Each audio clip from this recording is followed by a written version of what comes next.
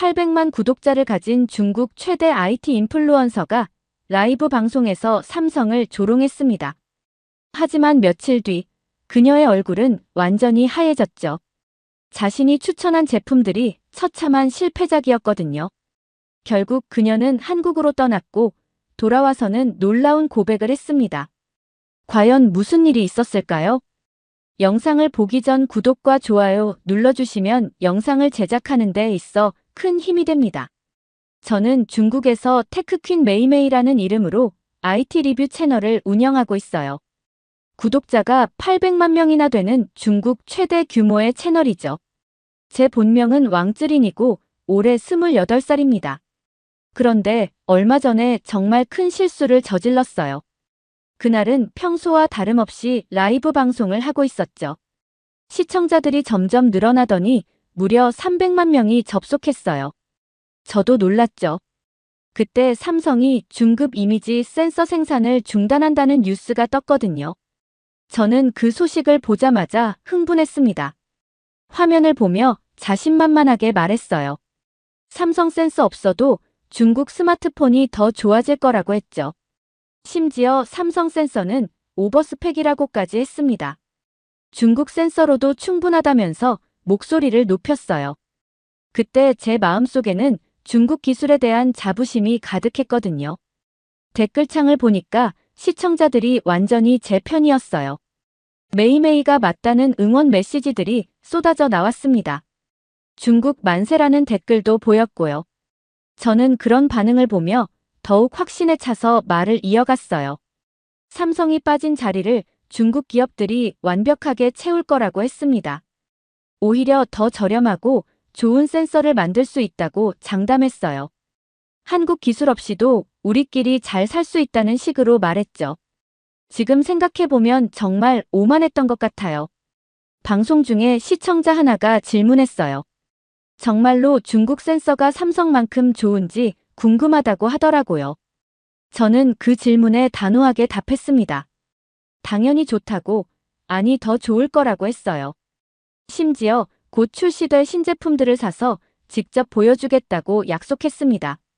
그날 라이브 방송은 역대 최고 시청률을 기록했어요. 300만 명이 동시에 보면서 제 말에 열광했거든요. 저는 완전히 우쭐해져 있었죠. 중국 IT 업계의 대변인이 된 기분이었어요. 방송이 끝나고 나서도 계속 흥분 상태였습니다. 그날 밤에 남편이 걱정스럽다고 말했어요. 너무 확신에 차서 말하는 것 같다면서요. 하지만 저는 전혀 듣지 않았습니다. 오히려 남편 보고 중국 기술력을 믿어야 한다고 했죠. 제가 800만 구독자 앞에서 거짓말을 할 리 없다고 말했어요. 다음 날 아침에 일어나서 댓글들을 확인했는데 여전히 응원 메시지가 가득했어요. 메이메이를 믿는다는 글들이 수천 개씩 달려 있었습니다. 저는 더욱 확신했죠. 내가 옳다고, 중국이 한국보다 낫다고 생각했어요. 그런데 며칠 뒤부터 상황이 이상해지기 시작했습니다. 제가 추천했던 신제품들이 하나둘씩 출시되면서 문제가 드러나기 시작한 거예요. 하지만 그때까지도 저는 별일 아니라고 생각했어요. 단순한 초기 불량 정도로만 여겼거든요. 정말 큰 착각이었죠. 삼성의 공지는 정말 간단했어요. 중급 이미지 센서 단종이라는 한 줄짜리 발표였습니다. 저는 그걸 보고 완전히 우습다고 생각했죠. 겨우 한 줄로 중국 스마트폰 시장을 흔들 수 있다고 생각하나 싶었어요. 제가 방송에서 추천했던 샤오미 신제품이 먼저 나왔습니다. 구독자들이 하나둘씩 사기 시작하더라고요. 그런데 며칠 뒤부터 이상한 댓글들이 달리기 시작했어요. 카메라가 뭔가 이상하다는 내용이었습니다. 처음엔 그냥 까다로운 사람들의 불평 정도로 생각했어요. 어떤 제품이든 완벽할 순 없잖아요. 하지만 점점 더 많은 사람들이 같은 얘기를 하더라고요. 야간 촬영이 흐릿하다는 말들이 계속 나왔습니다. 오포와 비보 제품들도 마찬가지였어요. 제가 자신 있게 추천했던 모델들인데 구독자들의 반응이 영 좋지 않았습니다. 특히 실내에서 찍은 사진들이 문제였어요. 색감도 이상하고 선명도도 떨어진다고 하더라고요. 저는 당황하기 시작했습니다. 뭔가 잘못됐다는 느낌이 들더라고요. 그래서 직접 확인해 보기로 했어요. 라이브 방송을 켜고 실시간으로 카메라 테스트를 진행했습니다. 방송에 접속한 시청자가 200만 명을 넘었어요. 다들 궁금해했거든요. 저도 긴장됐지만 자신은 있었습니다. 분명히 괜찮을 거라고 생각했어요. 첫 번째로 샤오미 폰을 꺼냈습니다. 스튜디오 조명을 끄고 야간 모드로 촬영을 시작했어요. 그런데 결과물을 보는 순간 얼굴이 하얘졌습니다. 완전히 흐릿하고 노이즈가 심했거든요. 오포 폰도 마찬가지였어요. 인물 사진을 찍어봤는데 얼굴 윤곽이 제대로 안 나왔습니다. 피부톤도 이상하게 나오더라고요. 저는 당황해서 계속 다른 각도로 찍어봤지만 결과는 똑같았어요. 비보폰으로 움직이는 물체를 촬영했는데 완전히 실패작이었습니다. 블러 현상이 심하고 초점도 제대로 안 맞더라고요. 저는 식은땀이 나기 시작했어요. 댓글창을 보니까 분위기가 완전히 바뀌어 있었습니다. 메이메이가 거짓말했다는 메시지들이 쏟아져 나왔어요. 실망했다는 댓글들도 많았고요. 저는 점점 더 당황스러워졌습니다. 그때 한 시청자가 삼성 센서 탑재 폰과 비교해달라고 요청했어요. 저는 어쩔 수 없이 삼성 갤럭시를 꺼냈습니다. 같은 조건에서 촬영을 해봤는데 차이가 너무 명확했어요. 삼성폰으로 찍은 야간 사진은 놀라울 정도로 선명했습니다. 노이즈도 거의 없고 색감도 자연스러웠어요. 인물 사진도 마찬가지였죠. 피부톤이 정말 자연스럽게 나왔습니다. 저는 완전히 멘붕 상태였어요. 방송 중에 이런 일이 벌어질 줄 몰랐거든요. 댓글창에는 매일매일 사과하라는 메시지들이 폭주했습니다. 저는 결국 방송을 급하게 종료할 수밖에 없었어요. 방송이 끝나고 나서 저는 한참 동안 멍하니 앉아 있었습니다. 제가 뭔 일을 저질렀는지 깨닫기 시작했거든요. 800만 구독자들에게 잘못된 정보를 준 거였어요. 그날 밤에 잠을 제대로 못 잤어요. 계속 생각이 나더라고요. 혹시 제가 놓친 게 있나 싶어서 다음날 아침부터 본격적으로 테스트에 나섰습니다. 이번엔 정말 정확하게 확인해 보기로 했어요. 15개 브랜드 스마트폰을 직접 구매했습니다. 돈이 꽤 많이 들었지만 어쩔 수 없었어요. 구독자들에게 정확한 정보를 줘야 한다는 책임감이 들었거든요. 하지만 마음 한편으론 여전히 중국 제품이 나쁘지 않을 거라는 기대가 있었어요. 테스트 항목을 체계적으로 정했습니다. 야간 촬영, 인물 사진, 움직이는 객체 촬영, 접사 촬영까지요. 각각의 상황에서 어떤 차이가 나는지 정확히 비교해 보려고 했어요. 첫 번째 테스트는 야간 촬영이었습니다. 저희 집 앞 공원에서 밤 10시쯤 촬영을 시작했어요. 가로등 불빛만 있는 상황에서 같은 피사체를 찍어봤습니다. 결과는 정말 충격적이었어요. 삼성 센서가 들어간 폰들은 어둠 속에서도 디테일이 살아있었습니다. 나무 잎사귀 하나하나까지 구분이 됐어요. 하지만 중국 센서 탑재 폰들은 완전히 뭉개져서 나왔습니다. 그냥 검은 덩어리 같았어요. 인물 사진 테스트도 해봤어요. 남편을 모델로 세우고 여러 각도에서 찍어봤습니다. 삼성 센서 폰으로 찍은 사진은 피부톤이 정말 자연스러웠어요. 주름까지 자연스럽게 표현됐죠. 하지만 중국 센서 폰들은 얼굴이 뿌옇게 나오거나 색감이 이상했습니다. 가장 충격적이었던 건 제 딸의 생일 파티 사진이었어요. 7살 된 딸이 케이크 촛불을 끄는 순간을 찍어봤거든요. 정말 소중한 순간이잖아요.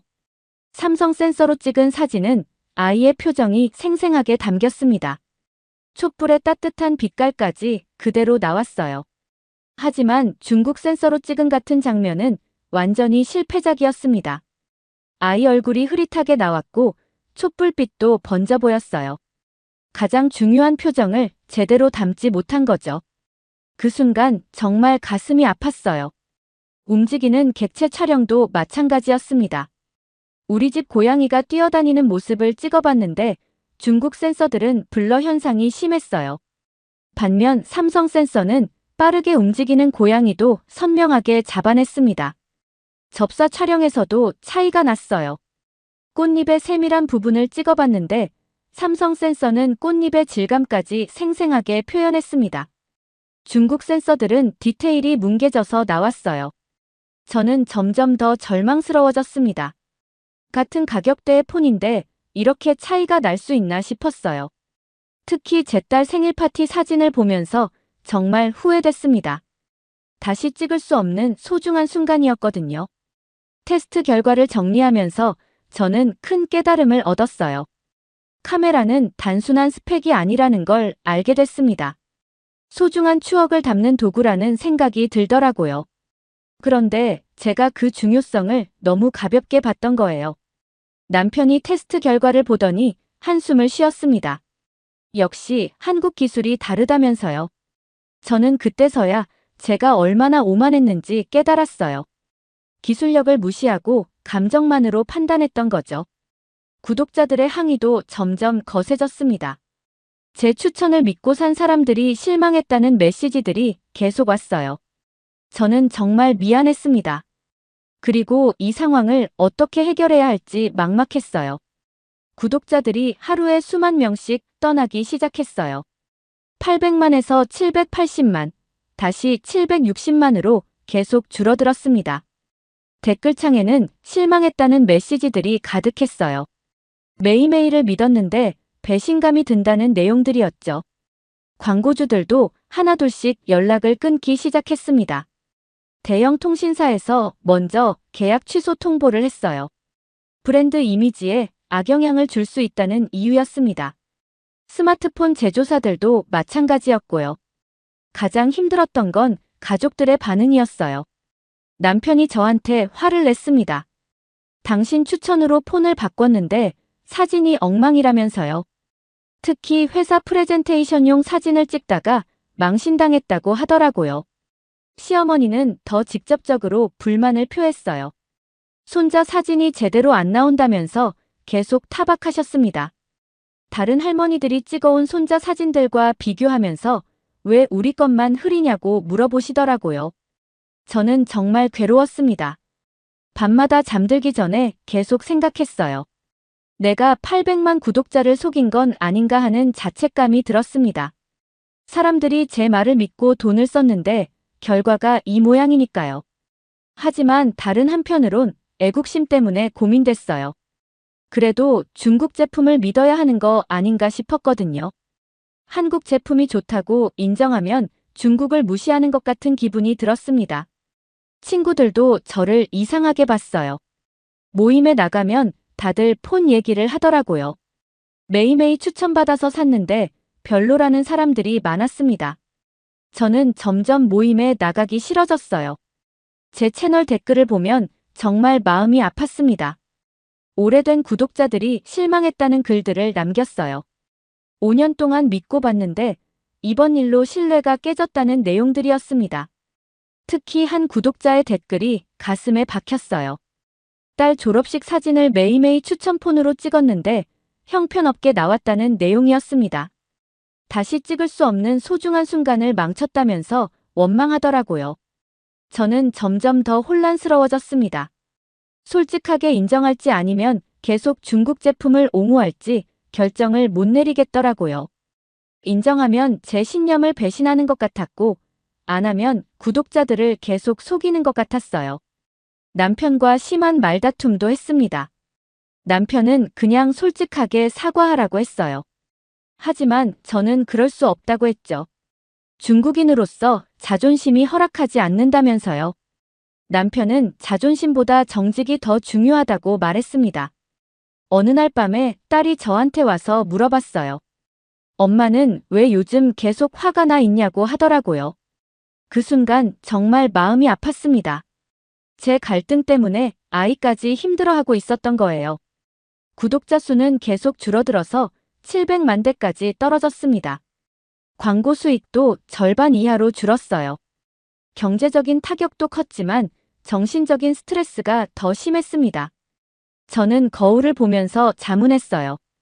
진짜 메이메이는 누구인가 하고요. 정직한 리뷰어인가 아니면 맹목적인 애국주의자인가? 구독자들이 원하는 건 정확한 정보인데 제가 감정에 휩쓸려서 엉뚱한 소리를 한 거 아닌가 싶었어요. 결국 저는 큰 결심을 하게 됐습니다. 이 상황을 제대로 해결하려면 직접 확인해 봐야겠다고 생각했어요. 한국에 가서 삼성 기술을 직접 체험해 보기로 했습니다. 진실이 뭔지 제 눈으로 확인하고 싶었거든요. 결국 저는 한국행 비행기표를 끊었어요. 남편은 말렸지만 꼭 가야겠다고 했습니다. 진실이 뭔지 제 눈으로 직접 확인하고 싶었거든요. 3박 4일 일정으로 혼자 떠나는 여행이었어요. 공항에서 남편과 딸이 배웅해줬는데 정말 떨렸어요. 인천공항에 도착해서 첫 번째로 느낀 건 정말 깔끔하다는 거였어요. 공항 직원들도 친절했고 시설도 현대적이었습니다. 면세점도 잘 되어 있고 안내 표시도 명확했어요. 지하철을 타고 명동으로 향했습니다. 한국 사람들이 스마트폰을 어떻게 쓰는지 궁금했거든요. 명동 거리를 걸어다니면서 사람들을 관찰했어요. 젊은 커플이 셀카를 찍는 모습을 봤는데 사진이 정말 선명하더라고요. 슬쩍 다가가서 어떤 폰을 쓰는지 물어봤습니다. 삼성 갤럭시라고 하더라고요. 카페에서도 대부분 한국 사람들이 삼성이나 아이폰을 쓰고 있었어요. 중국 브랜드는 거의 보이지 않았습니다. 호텔에서 만난 사업가도 인상적이었어요. 자기 아이들 사진을 자랑하는데 정말 퀄리티가 좋았습니다. 어떻게 찍었냐고 물어보니 그냥 폰으로 찍은 거라고 하더라고요. 특별한 기술 없이도 이렇게 좋은 사진이 나온다니 놀라웠어요. 둘째 날에는 홍대에 갔어요. 젊은이들이 많이 모이는 곳이라고 해서요. 길거리에서 친구들끼리 사진 찍는 모습을 봤는데 퀄리티가 정말 좋았습니다. 특히 야간에 찍은 사진들이 놀라웠어요. 어둠 속에서도 얼굴이 선명하게 나오더라고요. 클럽 앞에서 찍은 사진도 조명이 복잡한데 잘 나왔어요. 가장 인상 깊었던 건 경복궁에서 만난 한국 할머니였어요. 70대쯤 되어 보이는 분이 손자 사진을 보여주시더라고요. 정말 깨끗하고 선명해서 저도 모르게 감탄했습니다. 할머니께 이게 다 핸드폰으로 찍은 거냐고 물어봤어요. 그렇다고 하시면서 삼성폰이라고 알려주셨습니다. 손자가 사준 거라면서 정말 좋다고 하시더라고요. 사진 한 장 한 장이 정말 소중해 보였어요. 할머니가 말씀하시길 예전엔 사진 찍기가 어려웠는데 요즘은 언제든 찍을 수 있어서 행복하다고 하셨어요. 특히 손자 생일 파티 사진을 보고 깜짝 놀랐습니다. 촛불을 끄는 순간이 정말 생생하게 담겨 있었거든요. 셋째 날에는 삼성 딜라이트 전시관을 방문했어요. 강남에 있는 삼성 본사 건물 1층이었습니다. 입구부터 뭔가 다른 느낌이었어요.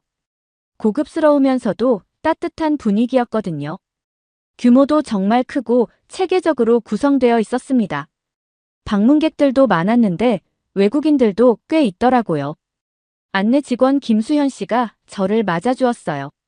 중국에서 온 IT 리뷰어라고 소개했더니 정말 친절하게 설명해 주시더라고요. 이미지 센서 개발 과정을 직접 체험할 수 있다고 했습니다.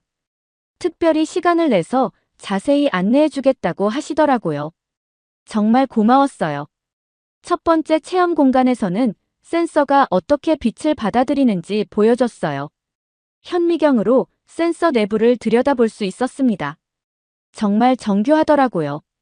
하나하나 다 정성으로 만든 것 같은 느낌이었어요. 작은 부품 하나에도 엄청난 기술이 들어가 있었습니다. 김수현 씨가 자랑스럽게 설명해 주시는 모습이 인상적이었어요. 김수현 씨가 설명해 주길 삼성은 센서 하나 만드는데 수년이 걸린다고 하더라고요. 단순히 화소수만 높이는 게 아니라 실제 사용자가 어떤 상황에서 사진을 찍는지 연구한다고 했습니다. 특히 아이들 사진을 찍는 부모의 마음을 생각한다고 하시더라고요. 그 말을 들으니 정말 감동적이었어요. 두 번째 체험 공간에서는 야간 촬영 기술을 체험했어요. 똑같이 어두운 방에서 삼성 센서와 일반 센서로 촬영해 볼 수 있었습니다. 차이가 정말 극명했어요. 삼성 센서는 어둠 속에서도 디테일이 살아있었거든요. 마치 마법 같았습니다. 가장 인상 깊었던 건 김수현 씨의 말이었어요. 기술은 스펙이 아니라 마음이라고 하시더라고요. 소중한 순간을 놓치지 않게 도와주는 것이 진짜 기술이라고 했습니다. 그 말이 정말 가슴에 와닿았어요.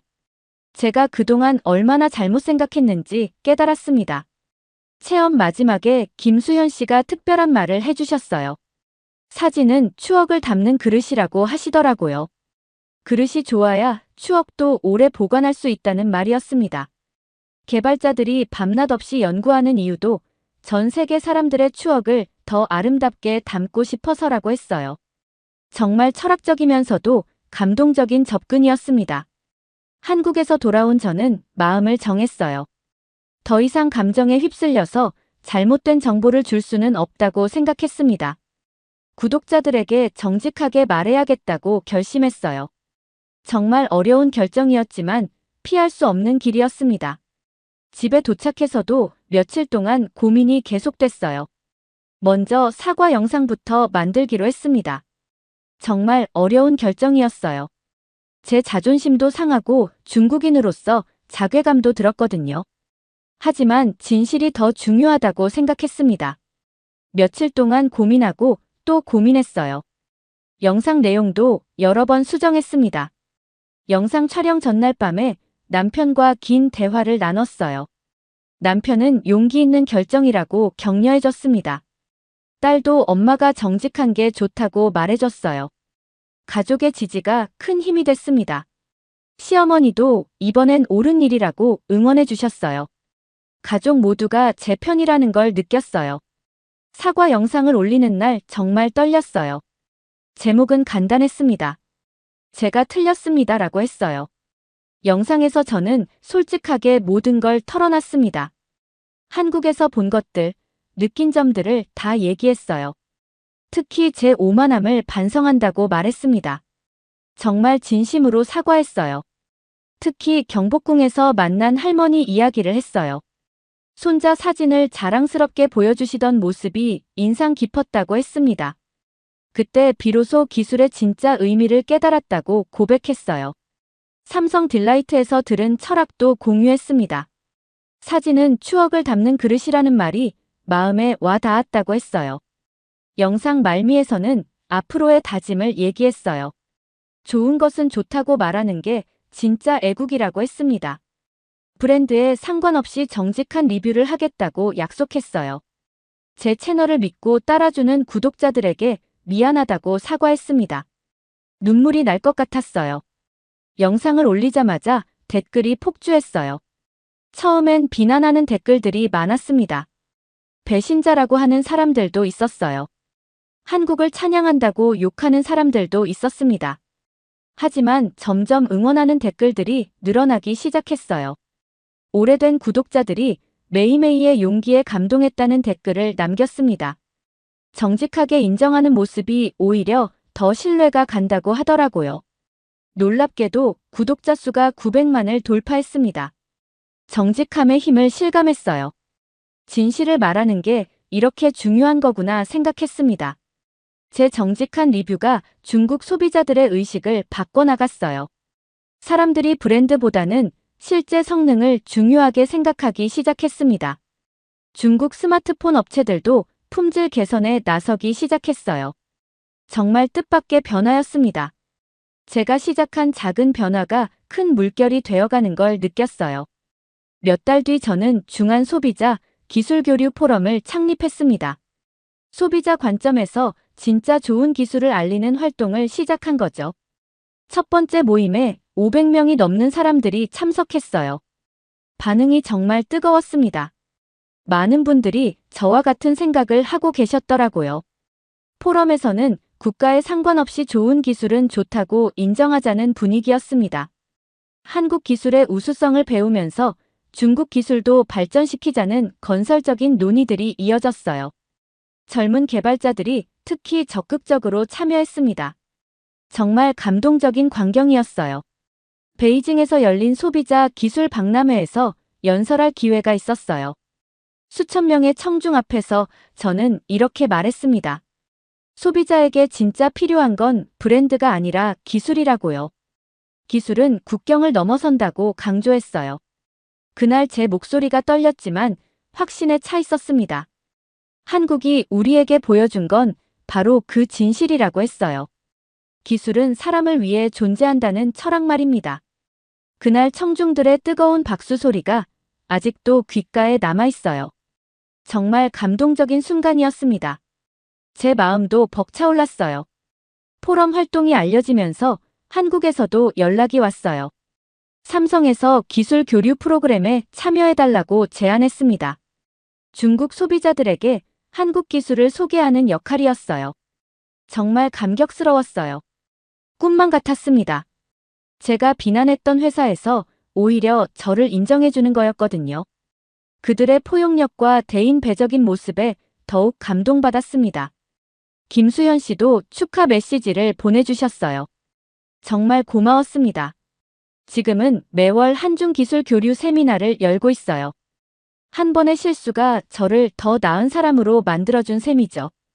정직함이 얼마나 소중한 가치인지 깨달았습니다. 중국 젊은이들이 저를 찾아와서 조언을 구하기도 해요. 브랜드에 휘둘리지 말고 진짜 좋은 제품을 찾으라고 말해줍니다. 요즘 제 채널 슬로건은 좋은 것은 좋다고 말하는 용기라는 거예요. 베이징에서 열린 소비자 기술 박람회에서 연설할 기회가 있었어요. 수천 명의 청중 앞에서 저는 이렇게 말했습니다. 소비자에게 진짜 필요한 건 브랜드가 아니라 기술이라고요. 기술은 국경을 넘어선다고 강조했어요. 한국이 우리에게 보여준 건 바로 그 진실이라고 했어요. 기술은 사람을 위해 존재한다는 철학 말입니다. 그날 청중들의 뜨거운 박수 소리가 아직도 귓가에 남아 있어요. 정말 감동적인 순간이었습니다. 포럼 활동이 알려지면서 한국에서도 연락이 왔어요. 삼성에서 기술 교류 프로그램에 참여해달라고 제안했습니다. 중국 소비자들에게 한국 기술을 소개하는 역할이었어요. 정말 감격스러웠어요. 제가 비난했던 회사에서 오히려 저를 인정해주는 거였거든요. 그들의 포용력과 대인배적인 모습에 더욱 감동받았습니다. 김수현 씨도 축하 메시지를 보내주셨어요. 지금은 매월 한중 기술 교류 세미나를 열고 있어요. 한 번의 실수가 저를 더 나은 사람으로 만들어준 셈이죠. 정직함이 얼마나 소중한 가치인지 깨달았습니다. 이번 사연은 여기까지입니다. 오늘 사연은 어떠셨나요? 오늘의 사연이 마음에 드셨다면 좋아요 한번 부탁드립니다. 여러분의 좋아요와 구독은 영상을 만드는데 큰 힘이 됩니다. 긴 영상 시청해주셔서 감사합니다. 오늘도 행복이 넘치는 하루 되세요.